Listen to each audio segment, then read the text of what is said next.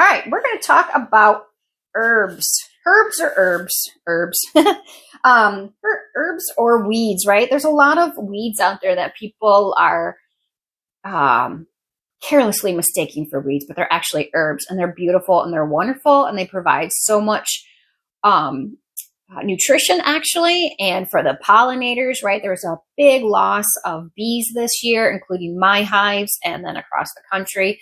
And that's really, really devastating. I mean, you probably know how important the pollinators are. So we're going to talk about beekeeping in just a minute. But so they, don't spray. Just don't spray. Leave the dandelions or the clover for a little bit and let them nourish off of it and stuff. Okay, back to the herbs. Okay, so I made this up. I actually am speaking in front of a class for kids, so I'll just give this to you guys as well.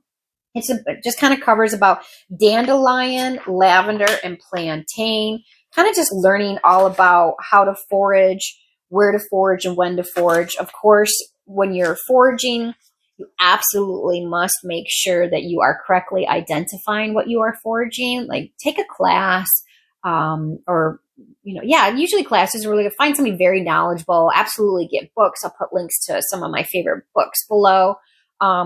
Which anything by Nicole Palian. I don't know how to say her name. I apologize. And then Bevan Cohen from Small House Farms just came out with a fabulous book. Actually, I'll grab it because it's right here. I was so excited to get this book, and I just cannot wait to dive in. I literally just opened it up 2 days ago. It is Herbs in Every Season, and he's got really cool recipes for all kinds of stuff, but it's just really neat. He talks about how to use them in the kitchen or different, like even recipes for your hair. And he really detailed and pictures. I have to have pictures. I like it. So I recommend that book. That's a really good book. So, okay, so make sure you are correctly identifying when you are foraging. And where to forage is absolutely not on the side of a road because of the car fumes and the oil and the gas and all that stuff. Do not do that. Find somewhere off the beaten path.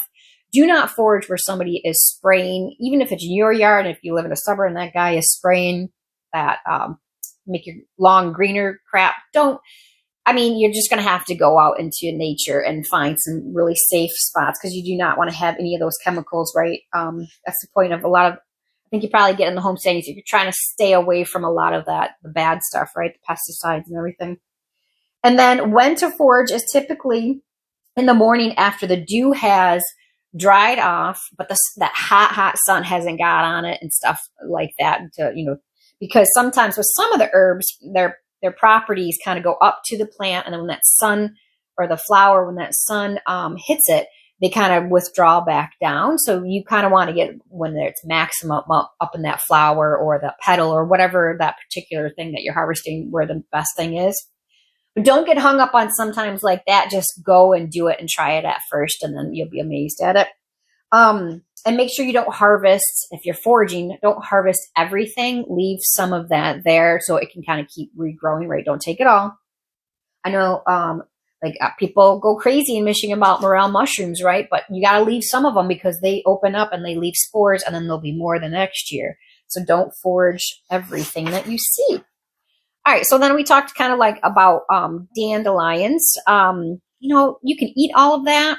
They're great for the pollinators. There's nutrients. You can eat the leaves in a salad. You can make like a bacon vinaigrette salad and put in the dandelion leaves. That's pretty cool. I have a recipe for dandelions of shortbread cookies where the kids can absolutely make them so easy, and you can incorporate either the lavender or the dandelions, and that's really fun way just to kind of make an herb or a weed, actually, right? People think dandelions are weeds.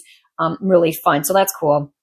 So, and then plantain, oh my gosh. So I kind of go into a little bit how to identify it and what their fancy Latin name is and what part of their family, what you use. So this is a really cool resource. I think that you will like too, even though it says herbs for kids. And then a coloring page because, hey, who doesn't like to color, right? So I got the shortbread cookie recipe in there. That's going to be used for the dandelions or the lavender. Lavender is wonderful as well. And then now the plantain. Oh man, there's two types of plantain, but I specifically did the broadleaf plantain. This grows like a weed. No, this grows everywhere in the yards. It likes dirt. I mean, just I think you can find it anywhere if you properly identify it. It is great for when you get stung. So you're out there and you left those dandelions for the pollinators and you kicked one up and you get one on your shin, like my husband always does, and he starts hollering for somebody to grab the plantain. So we go grab the plantain. You just kind of wipe it off the dirt. And then you put it in your mouth and you make a poultice. You're just basically chewing it up. And then you put that right on your sting and it instantly takes it away. It is amazing what herbs can do. So that's a really cool one about the plantain. And you can take all these different herbs, and make all different kinds of things. So I make a lot of different salves, which is in my Etsy shop that I'll put a link to. And like you can take them, you infuse the herb in an oil, then you mix the oil with a little bit of beeswax. And then you've got a salve that can help with the stings. Like if you didn't want to chew it up, you could already have that made. It helps with rashes. There's just so many different great ways. There's a healing salve that I have that replaces that little ointment tube for healing and everything like that. And it works amazing. So I grow the herbs out in my herb garden, and then I do the infusion and mix it with the beeswax. And then I have this healing salve that is so safe for the kids. And I have like a calendula one, and they just, what do I use for this? And you can use anything really, because they're all fabulous, but sometimes they have a little more specific on things. So it was really cool to be able to take the herbs and go ahead and put them in a salve for that. Then we have lip balms that I make with the stuff as well.